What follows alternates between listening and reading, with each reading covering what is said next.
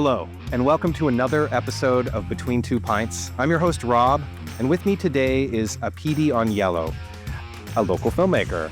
Hello. And you're here to talk about an upcoming feature project. Absolutely.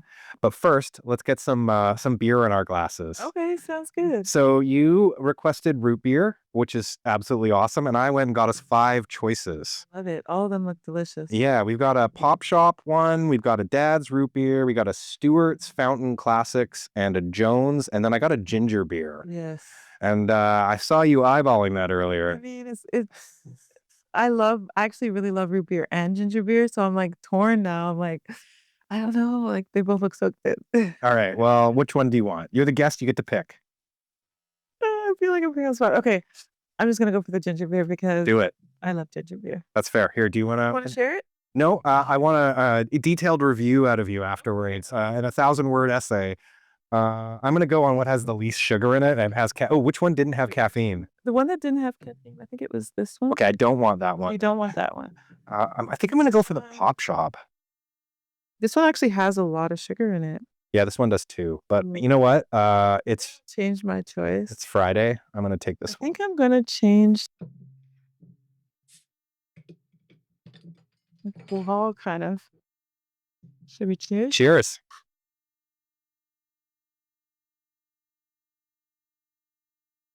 I love that tanginess. Can I smell it? Of course. Yeah. Oh, that does smell really good.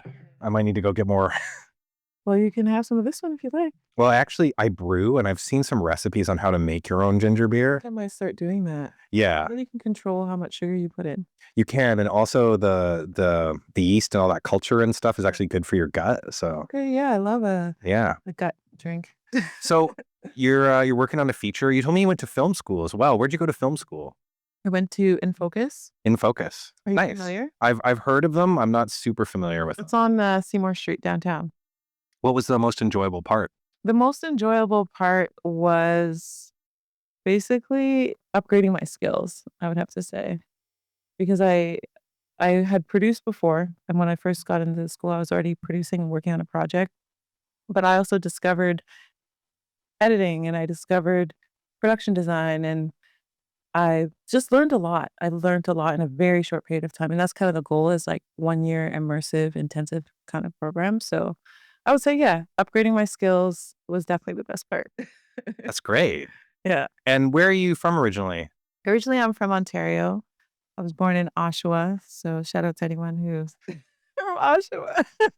That's great. But also I lived in Toronto and Ottawa as well. That's awesome. Yeah, one of my close friends lives in Toronto, and I stay there quite a bit on his couch. Nice. So have you ever been to Caravana? No, where's that? It's in Toronto. What is In the it? summer. It's like a big Caribbean festival. Wow. Yes, it's a lot of fun. It gets crazier every year. A lot of food. Like they have a big parade at the end of the month because they celebrate for a month long, have different events. And at the end of the month, they'll have a big parade and a big celebration and pretty much a whole weekend thing. Is it July or August? It's usually the end of July, beginning of August. Okay. Right around that time. I will, me and my friend Brian are planning a road trip for next year, so I'll try to make sure it's in the middle of the summer. Yeah, time it around there. Yeah. I love all kinds of parties and festivals, I so think you'll love that one too. that's great. So how long ago did you move to Vancouver? A long time ago. All right. Don't wanna age yourself? Yeah. All right, yes. Yes, I don't like to admit maybe 20 years ago, but then people can guess how old I am, so. People never guess how old I am. All right, well, I won't. To keep them guessing. Excellent.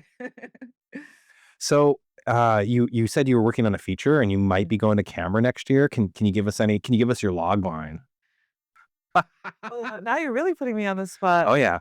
I mean, okay, so it's a Black Western. A Black Western? Yes. So it's not exactly a log line, but it's a Black Western, and it's based off of some real cowboys from the late 1800s and early 1900s. Wow. Have you ever heard of a man called John Ware? I don't think so. Okay, he was born into slavery in the South in America, Mhm. and he worked his way up after slavery kind of ended, right? And then he ended up in Alberta, became a cattle rancher and a successful entrepreneur. That's great. Yeah, and there's a lot of other guys kind of like him. Then not the exact same story, but other cowboys and stuff like that. So I thought it was really important to like highlight these people and spread awareness of this story, and then add some fun to it too. I mean, Westerns are great. A black Western sounds great, especially if it's based on a true story. That Yes, sounds awesome. it is based on true stories, the true stories of these people, but I'm gonna add in a little bit of pizzazz. You know what I mean? 'Cause I did a research trip in 2020 where I actually drove up to Alberta and I checked out all the different landmarks. Like, he has a school, he has some land, and I got his book, which was really hard to get at the time because I guess it was, like, the COVID time, so they weren't really shipping stuff, and yeah, so I wrote a script in 2019, did the film research trip in 2020, and then now I'm like, "You know what? This is the time to revive this project. Let's get it going." That's incredible. So, how many pages is it roughly? It's, I think I'm at 100 pages right now, but I'm definitely gonna have to redevelop it. Yeah. Yeah. Yeah. You mentioned you're applying for some grants and stuff. Yeah, there's a really huge grant that I applied for through the Next Narrative Africa Fund, which I found out the opportunity on set on July 31st, and it was due August 1st. And I don't even know how I got it done, but I got it done. Probably caffeine and no sleep. I would say no caffeine and no sleep, yes. Yes. That's great. Wow. Mm. Congrats. Yes. Thank you, thank you, thank you. Because I was like, "You know what? This is such a huge opportunity. I cannot let this pass." No, and I mean, you mentioned too, we were talking before, but you get to shoot some of it in Africa? Yeah, one of the requirements is that you shoot 50% of the project in Africa, so I chose Kenya because my dad's from Kenya, so I was like, "You can be my liaison, speak the language," so it just makes sense. So shooting in Kenya, wow, and, like, maybe shooting next year. Maybe shooting next year, and then the other location I was really leaning towards is, Edmonton. There's some Edmonton. really nice ranches over there, Yeah. and I have a few connections, so, we'll see what happens, but I would also really like to shoot in Ashcroft, BC. I Mhm. don't know if you've ever been there? That sounds really familiar. Is it like a ghost town or something? Or Somewhat. dilapidated? Somewhat of a ghost town. It's 4 hours north of here, Okay. and it's absolutely stunningly beautiful. Like, I highly recommend anyone to even just drive through there because it's so beautiful, especially in the summer. Yeah, I've done a lot of random road tripping across Canada with my friend from Toronto, actually, and Okay. we've been to, like, pretty much every ghost town in Alberta and Saskatchewan, I think, so, Nice, nice. yeah. And now I know I'm a technical nerd guy, and you probably don't have these answers, but, like, what kinda camera do you think you're shooting on? Yeah, I definitely don't have an answer for that because I have an idea of, like, different cameras, but then I actually wanna work with my DOP instructor from film school, Oh, neat. so he can decide all that. Awesome. Who's the DOP you're hoping to pursue? His name is Chris. Chris? Yes. He's South Indian, and he's very talented. Excellent. And he already worked with one of my classmates who's a good friend of mine, and his name is Anu, and he shot a film in Sri Lanka. He was already a filmmaker, and he kind of came to Canada to kind of branch out his networks, and so he went back and shot his feature film over there and brought our DOP instructor. So I was like he was the instructor's very open to working with this, like, former students and stuff, so I was like, "Okay, well, he's my first choice." That sounds incredible. Yeah. So you know who your DP is. Where did this whole idea start? You said you were visiting stuff in Alberta and you looked up this person's book, but, like, how did this come to you? That's a good question. So back in 2019, when I kind of first started working a lot more in the film industry, I met this guy who has a production company, and he's a black guy, and he has this production company where he likes to do historical type of films and TV shows. So he started working on this TV show. I'm not sure if I should say the name of it, but he it got some traction recently, so he started filming some episodes, and he asked me to write. I said, "Oh, I really wanna be a part of the project." At this time, I was more focused on writing, so I said, "Oh, can I write an episode?" He's like, "Yeah, sure, sure, write an episode." So I wrote an episode. He said, "I love it. You're part of the team. This is great." He's like, "Oh, what do you think about, doing a film about John Ware?" And then he kinda got caught up with his TV show, and he's still getting caught up with the TV show, which is great. I'm very happy for him. So then I was like, "You know what? I kinda wanna just take this John Ware thing and run with it." And I was really invested in it, and so that's when I ended up doing the film research trip in Alberta. I just started to learn more about the character and the person and such, and then when I fast forward to when I heard about the grant, it's a really healthy budget, so I was like, "This is the perfect opportunity because I need a really healthy budget to really tell this film the way I think it needs to be told." Oh, and to do a Western, I mean, you Yeah. can't really do that out of pocket. Stunts and yeah, exactly. Yeah. And you get to go to, like, a different country and do some shooting, which that'll Yes. really make it look like a lot more, I don't know, just visually appealing. Exactly, exactly, yeah. Mhm. So what other projects have you done up till now? I know you were mentioning you've done like short films and stuff, and you had a grad project. Yeah, so my grad project, it's called Sobered, and it was about a girl who wakes up in the alley. She's strung out, she's coming down from her high, and she's trying to score some drugs. So she's walking downtown and she sees this poster that says free drugs. She goes in, she signs a waiver, takes the drug, passes out, ends up in this unknown facility. And it was like, I was kind of playing off this rumor that I heard that they were going to take the people from the downtown east side and put them in that new hospital. You know, the new hospital they built is it St. Paul's, but the new location close to the Main Street SkyTrain? I know, but Okay. okay, yeah. Yeah. So I was like, oh, well, that's an interesting rumor. So let me kind of play on that. And that's kind of how I got the idea for that. And so then I was kind of focused more on production design. And then I had these two ideas, the Black Western, and then I have another feature idea. So then that's kind of, wait, so that was the question you were asking me was Just how like, yeah. what Well, other projects I was working yeah, what on, other right? projects you've worked on? Yeah, so pretty much I've just been working on indie short films and doing a lot of production design. But then the yearning to direct a film has always been there. That's kind of the reason why I went to film school.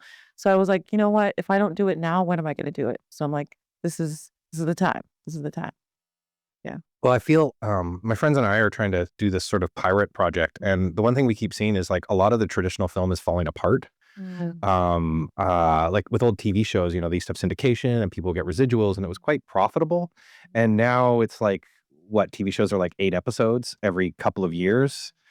All right, so normally when I bring people on, a lot of these are film friends who have like side hustles and stuff. Do you have a side hustle, or like what's your other thing? I mean, I would say even just working in the film industry is a side hustle It's true, yeah. because you can do a bunch of different jobs in film and not only in the bigger productions, but also on the indie side. I feel like those Facebook groups with the, Vancouver.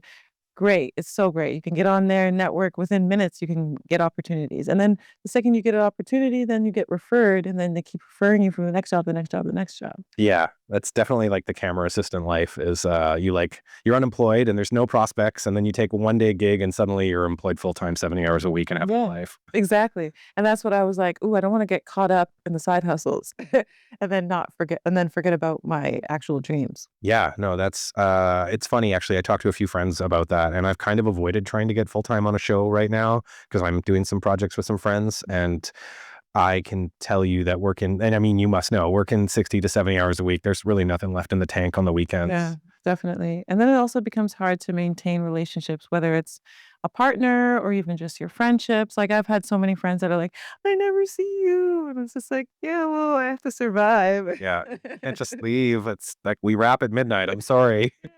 Some people don't understand the film life, right? And the sacrifices and stuff that we make. But then also, I feel like some people don't take enough time to do the self care. Because I've heard a lot of people, like the older crowd, feel die early, in the 50s and 60s, which I feel like is pretty young.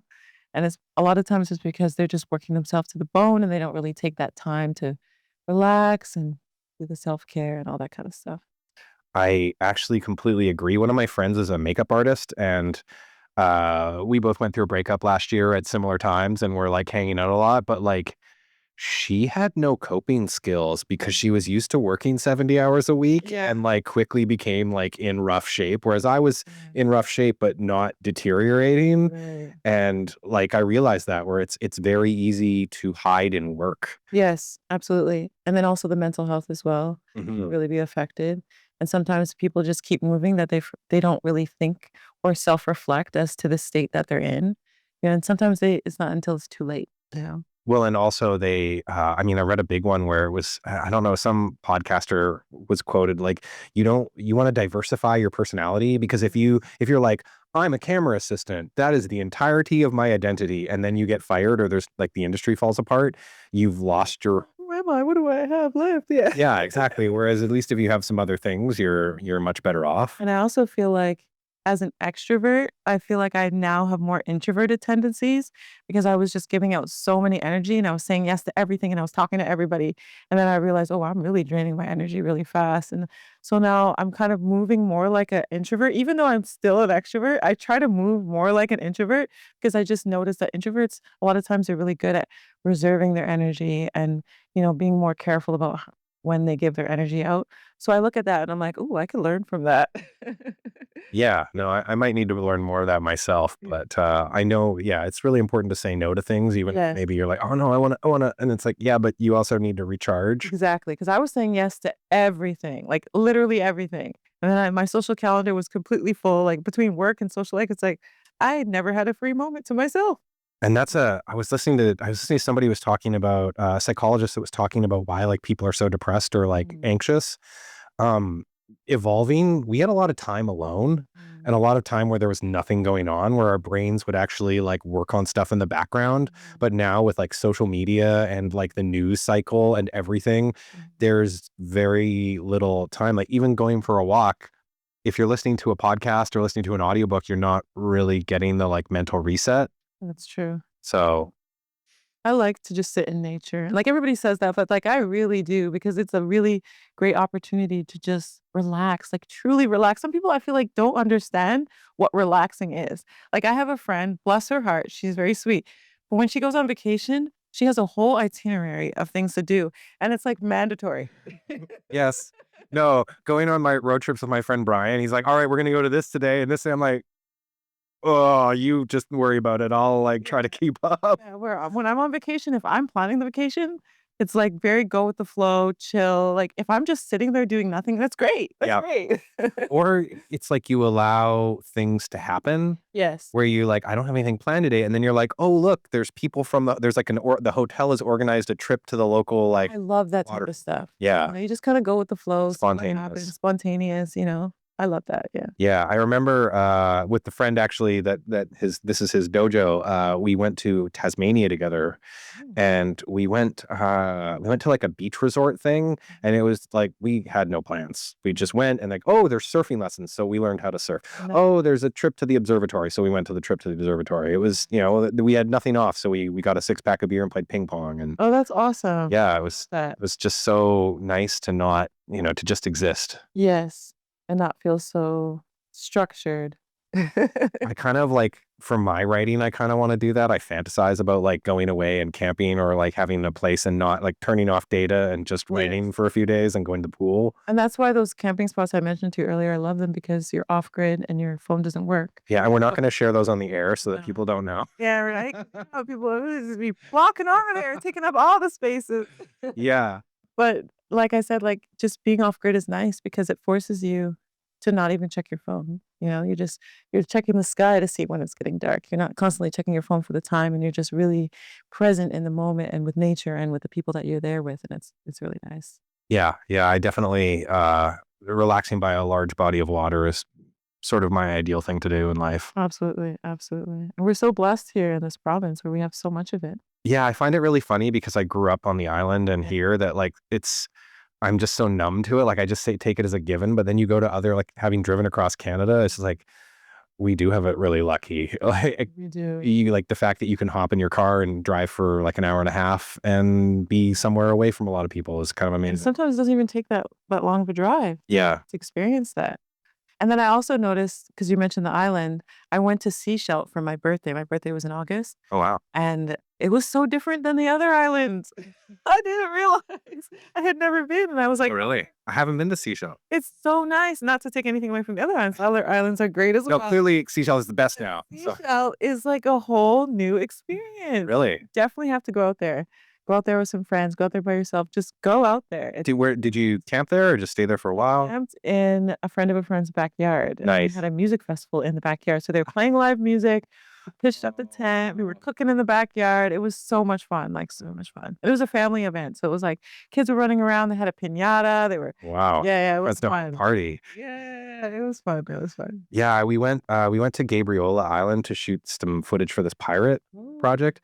Okay. It was heartbreaking though, because I get up, we get coffee, and then we're going to go to the dock and shoot all day. And there's this massive like farmer's market and all these foods.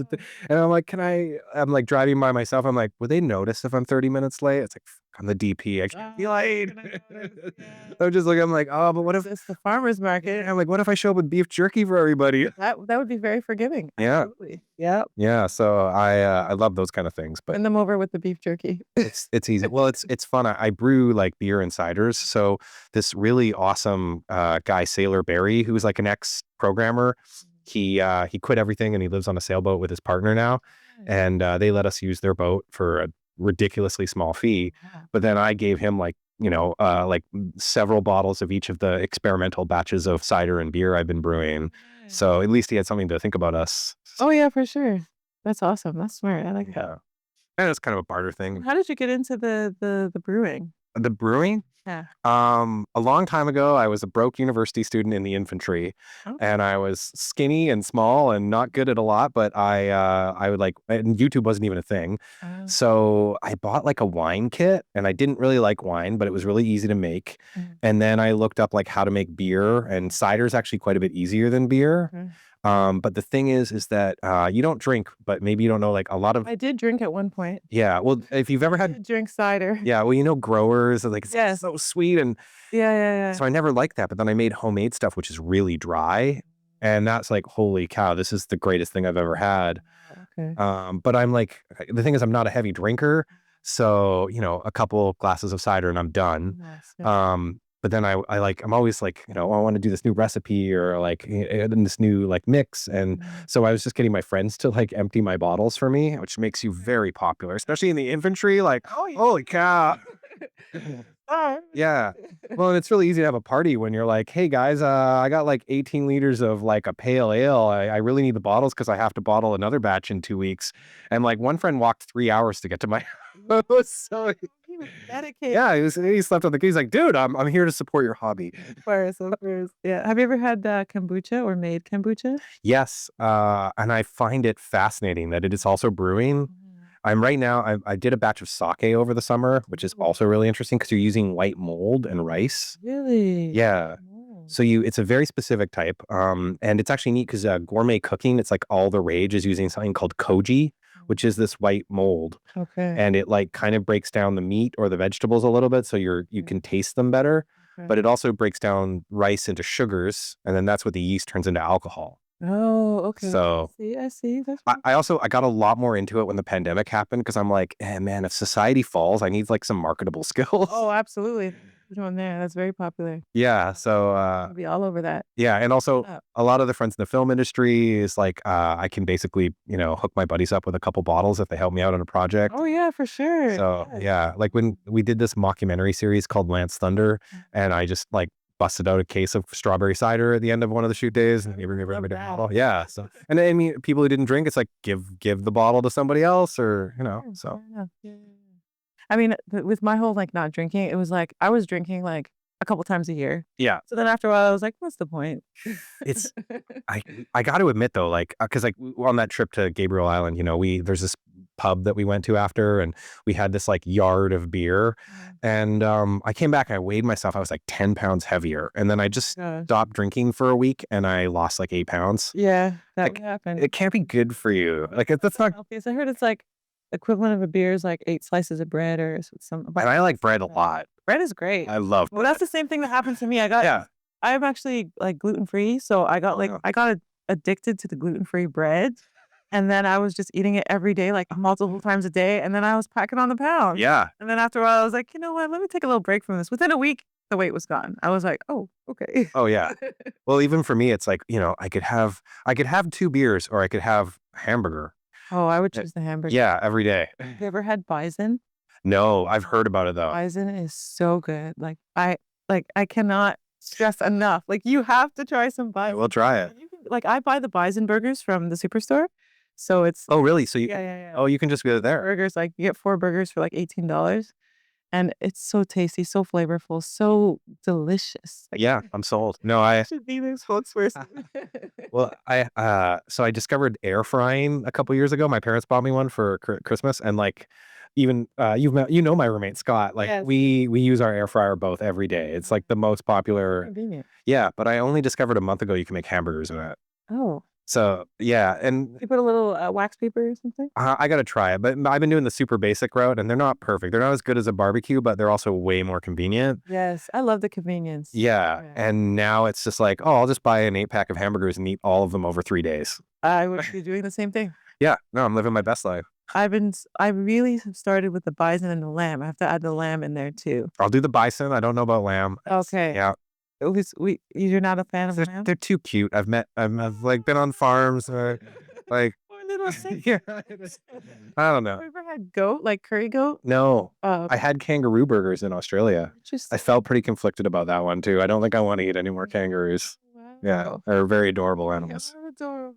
I Yeah. can't think about the animal because then I won't want to eat the meat. But the bison are not as cute. No, they're mean. I've had they're mean too. So. But they got a mean good taste. Yeah. Oh no. In Wainwright, Alberta, I believe they have bison, and they have to warn everybody to not try to cross the bison paddock because they will kill you. Oh, so they really are mean. Oh yeah. No, they don't like people. They ain't afraid of us. I feel so bad. Yeah. The bison mostly is bison. Like the lamb is once in a while, but the bison is a regular thing for me now. So They're selling me on this. bad. Yeah. I mean, I might be wrong, but I mean, maybe they were lying to us and just didn't want like the privates messing with the local farm animals. A But bit of both. yeah. Yeah. But yeah, I don't really feel too bad about all that. Also, chickens, I don't feel bad about eating chicken. I don't feel bad that much about chickens, but also I've been eating chickens for so long that I just can't not eat the chicken. Yeah, it's also really good for protein and Yeah. like trying to put on muscle and stuff. Okay, So yeah, you yeah. need your protein. For Yeah. Sure. Yes, absolutely. I tried vegetarianism for 6 months and I tried veganism for 6 months. And I just feel like my blood type, I need a little protein, Oh, a little meat. have you read about the whole like eat for your blood type thing? I did recently and I'm like, oh, this makes so much sense. Yes. Yeah. I don't know how I believe that, but I remember there's an American powerlifter who's like vegan, and I was just like, I would totally try his diet for a month. I would too. But it's like I tried looking it up. I'm like, there's no way I can cook this. I don't think I could keep up with the amount of vegetable protein that I would need to eat to sustain the It's muscle. it's a full-time job. It really is. Yeah. I don't have time for that. Yeah. No, and I'm like, I can do chicken in the air fryer. Like it's one of my favorite things. It's great. Yeah, but Chicken wings. I love Yeah. chicken wings. Have you Yeah. had salt and pepper chicken wings? I mean, at the Wings Wednesday place, yeah. Okay. Yeah, like that was a whole new flavor that I didn't understand was like a thing, but it's a thing. Yeah. Yeah. I mean, with the wing nights at the local pub or whatever, I'll try everything pretty much except like the super spicy because I'm a Oh, wuss. So can't handle the super spicy. I'm trying to work up to it. You know what actually helps me handle spice more was fasting. Really? Because before I Is fasted, you starving? well, I mean, I feel like it resets your body. Yeah. Because before I ever fasted, I was such a wish when it came to spice. And then after I fasted, it was like, this is spicy. I find that for me, a lot of it is that there's like two types of spicy. There's spicy and there's with flavor. And then there's spicy where it's like basically just straight up capsicum or something. Okay. And there's no flavor behind it. And I don't. Scotch bonnet peppers that the Caribbeans use, because I'm also half Caribbean. Those peppers, those give you some flavor. Okay. Those are Okay. good. The flavor is the important part. It's like one of my friends like ghost pepper, and I tried it. I'm like, no, this is just pain. There's no flavor here. People that eat like the hottest chip or something like that. Yeah. I'm like, no.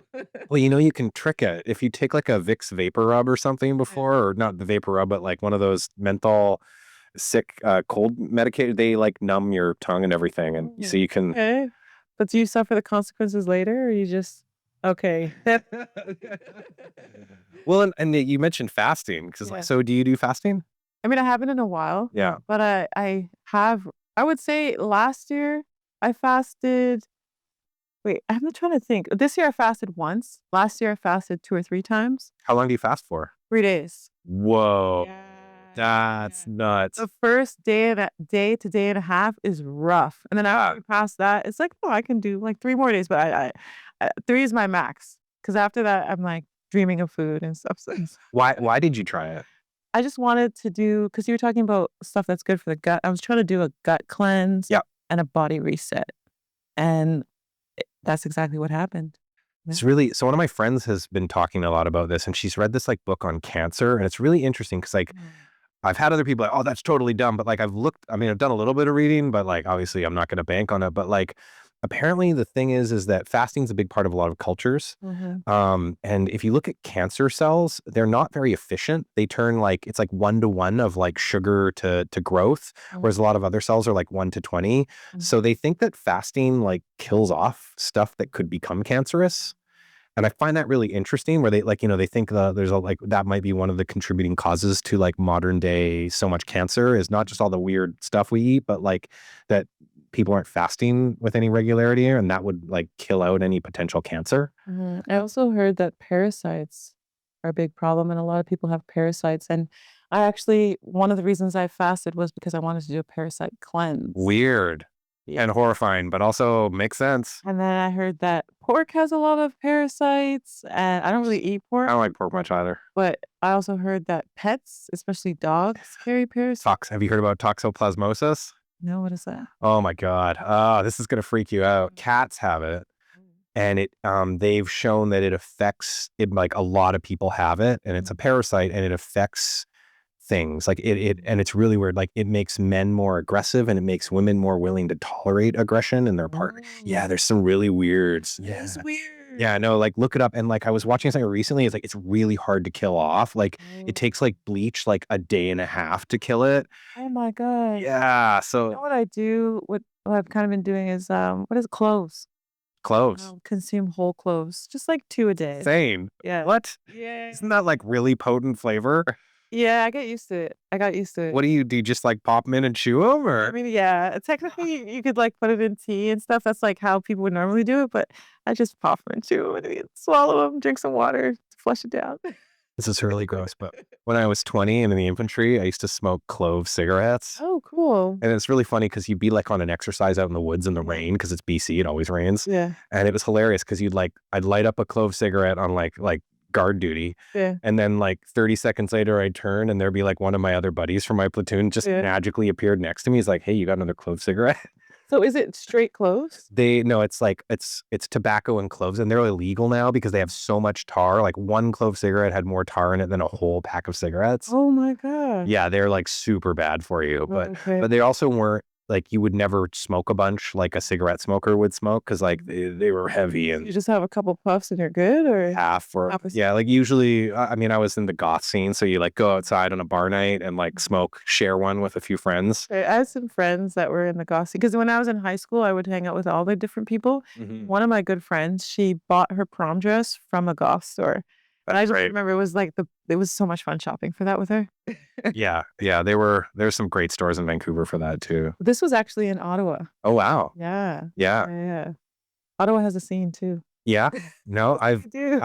well, it's funny. So, for this mockumentary, I have a 3D printer. So I learned to print all this like armor Oh, and stuff. cool. But then I'm looking at it and there's still goth nights going on. And some of my buddies going, like, I have glow in the dark filament. Like, I Oh. should print like glow in the dark armor and we can all go and it'll all be like UV black light and like So you can print a whole armor?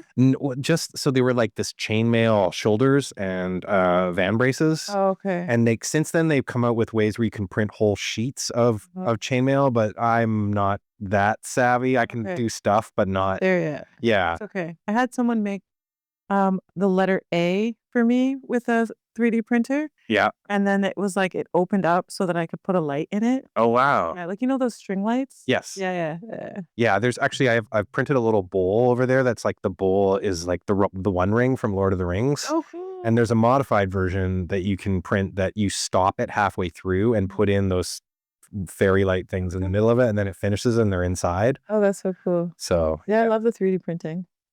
it's a lot of fun. And actually for printing for props and stuff, like we had like an evil sorcerer, so I printed his headdress.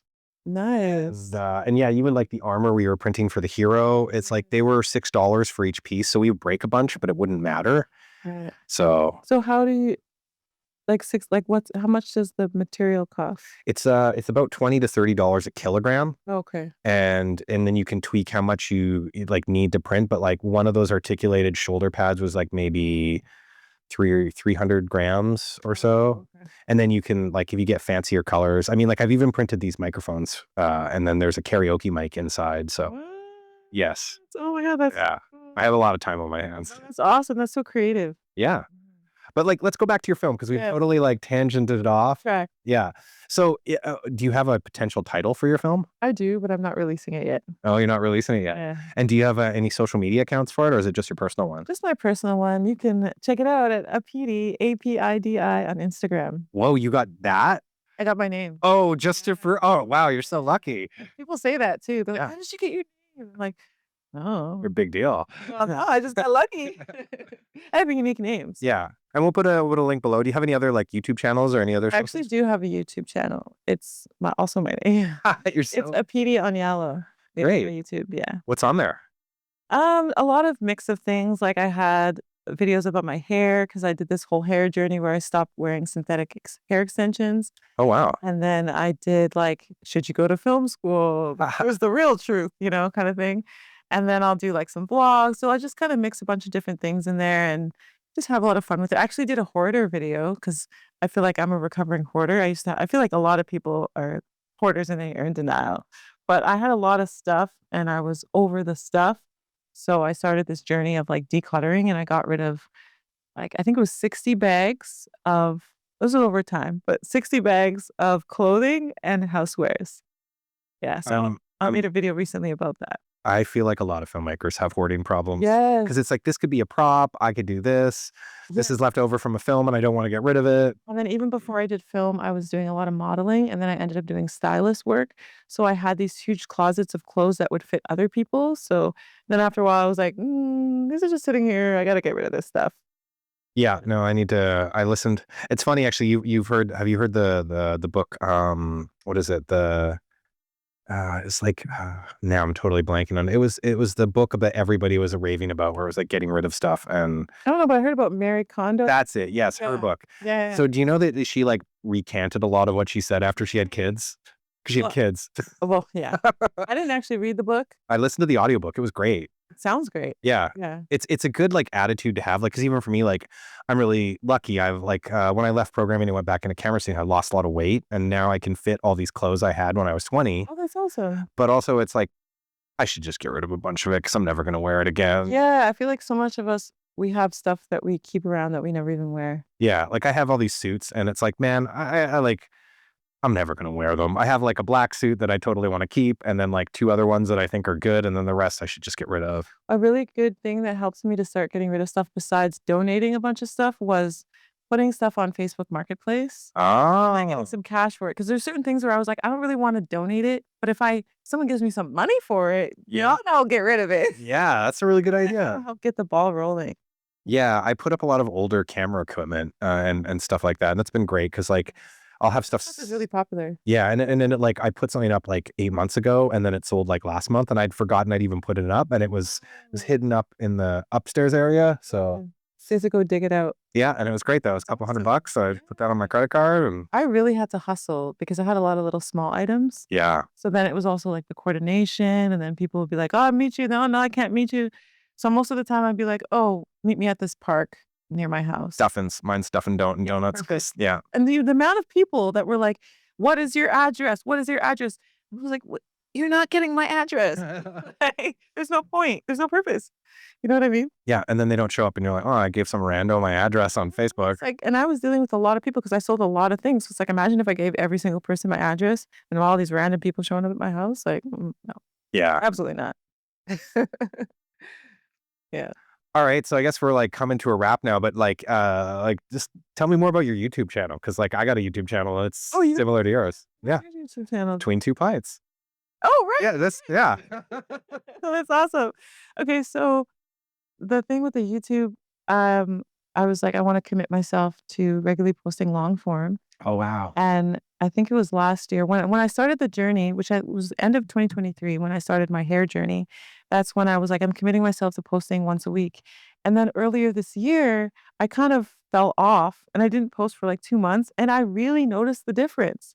And I was like, oh, you really got to post consistently. Yeah. So now I've been kind of trying to batch create content and then batch edit and then schedule out and stuff like that. And then I've had people tell me, oh, you got to focus on a niche, you got to focus on a niche. And like, well, which videos are doing the best? I'm like, well, my hair video is doing good. And they're like, oh, just focus on hair and focus on hair. I'm like, oh, I don't really want to just focus on my hair. It has Yeah. other interests. So I'm kind of in that place where I'm still kind of discovering you know, different types of things that I want to post. But I'm trying to still continue to post the stuff that I know does well, but then also not limit myself to that because I just find it really fun to like just come up with different topics. And so I just kind of try to, you know, do whatever I really want to do, you know? I honestly, I kind of hate that our society has got to the point where it's like, oh, there's something you like to do for fun. You should monetize that. How are you monetizing that? What's wrong with you? Why aren't you monetizing that? Like, just do something that makes you happy. Yeah, like I would love to be able to monetize it down the line, but I still just want to be in that place where I'm doing it because I like it and it's fun. Yeah. And I'm still discovering the type of content I really want to focus on. And then maybe if I really, really want to focus on something, I can even maybe have another channel for it. Mhm. But I don't want to be stuck to doing something because, oh, now this is a job and I'm getting paid for it. So I can only do hair content. You know Yeah. what I mean? And then it probably robs the joy out of that And stuff. it would. It would. It really would.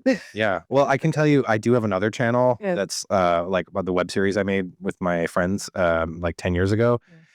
Monetizing is overrated. Like many other things, yes, people at the top make a lot of money. Mm, I look at the views I get, which is pretty like, a couple hundred people a month are watching this 40 episode web series. nice. I get $100 out of YouTube every 2 or 3 years. It's a joke. So you've already monetized. Yeah, with this, not my podcast, with this Okay. this fantasy series and a lot of my short films and stuff, but like it is, yeah, there's just it's like I'm like, man, 300 people watch my thing. That's a lot of people. That's a full video. People. And it's like, yeah, that needs to happen every month for 2 years before I can even get $100 out of them. I mean, it is a lot of work. Yeah. To really work towards monetization, it's pretty much like a full-time job. Yeah. And it's like, if you're already doing other things, it's kind of hard. And it's like, especially if you're the person doing all the things like filming, editing, coming up with all the hashtags and everything like that. It's a lot. So that's why I'd rather have like the slow release and then let it build slowly over time. And then Yeah. if I get monetized, great. And if I don't, at least I'm doing something I love and I'm having fun doing it. I think that's way more important. And I think too, like, cause like there's a big surge in YouTube now on authenticity.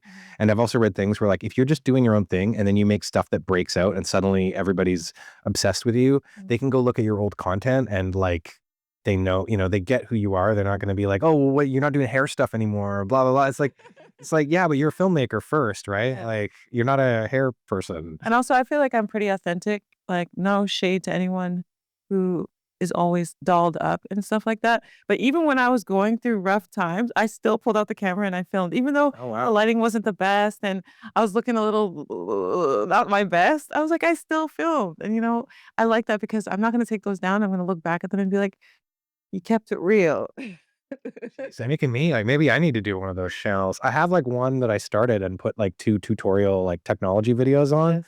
And the thing is, it's like I made one in the pandemic on like how to rip DVDs with chapters because I was doing that.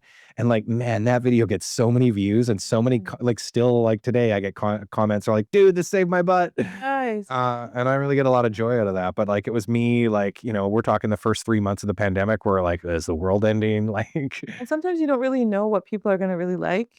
You know what I mean? Like I did this film projects. I did a 2-part video about film projects I've done in school. Like, and it was like people were really watching that. But the thing is, at first, but then over time, it gains a lot of traction. yeah. So after several months, then I'll start getting a couple hundred views. But in the beginning, it's like 10 views, 50 views. I'm just like, okay, whatever. At least I'm having fun and I'm enjoying it. That's great. I also made a video about laser versus electrolysis, which, because I've done laser hair removal Really? and electrolysis.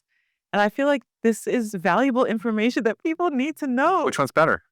I would say it's not really about what's better. It's about what stage you're at. When you're first starting, laser is better because it covers a larger area. Wow. But then you also have to know that certain skin types and hair color are more ideal. So if you have light skin and dark hair, the laser can read the hairs better. Easier. Contrast. Right. Whereas for me, I have dark skin and light hair. So it's just like the laser's like where Oh, no. the hair at. You Yeah. know what I mean?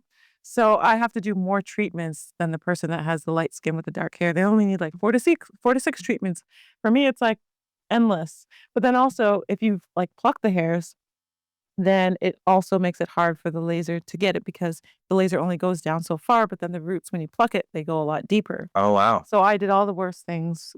I was the worst candidate. So I actually had to switch to electrolysis, which electrolysis is great because it's actually permanent. but it's like you literally have a needle going into each individual hair, zapping it, and then Sounds taking it. painful. It's very painful. And as you keep doing it, the hair gets weaker and then the roots get shorter and it becomes less painful. Yes. Well, that's very informative. Right? I would probably need to do that because I have very light skin, but also very like translucent hair. So See, yeah, that's also hard sometimes for the laser. But it's just like I would recommend if somebody has like a larger area, start with the laser. And then when you're trying to clean up and like fully take out the hair from that area, that's when you go with the electrolysis. Yes. that's awesome. Yeah. Wow. I'm going to have to check out your channel. We're putting a link below for sure. Yeah. So, Okay. Yeah, definitely. well, thanks for joining me today, Apidi. This is great. Thank you for having me. And when you have anything else you need to talk about, come on over and we'll get some like sugar-free root beer next time. So I actually have you ever had Zevia? I'm a big Yes, I have. It's so good. Oh yes, Yeah. no, I love that stuff. They have a ginger beer too. They have multiple root beer choices. Yeah. They have a ginger beer? They do. I didn't know that. I had it at the what's that place? Rise Up Cafe. Okay. And they had a block party. Wow. Yeah, well, they've been having a bunch of block parties. This is great. You can get your Jamaican patties there. All right. Great I'm sold. music. Where's that? Downtown? It's in Strathcona. Okay. Yeah. All right. And then we go to Axum after and get some Ethiopian food. The last time it was Ethiopian New Year, so they had these ladies come in. They were like, I'm so "Hey." hungry. I skipped lunch because I needed to get ready for you. You know what? I kind of skipped lunch too, so Well, you got some chips, hopefully you'll. chips, and then I'll go home and eat more food. Some bison burgers. Oh no, that's definitely. I'll be doing that like in 3 days. So Nice. well, thanks. This was great. Thank you for having me. Such a pleasure. Cheers.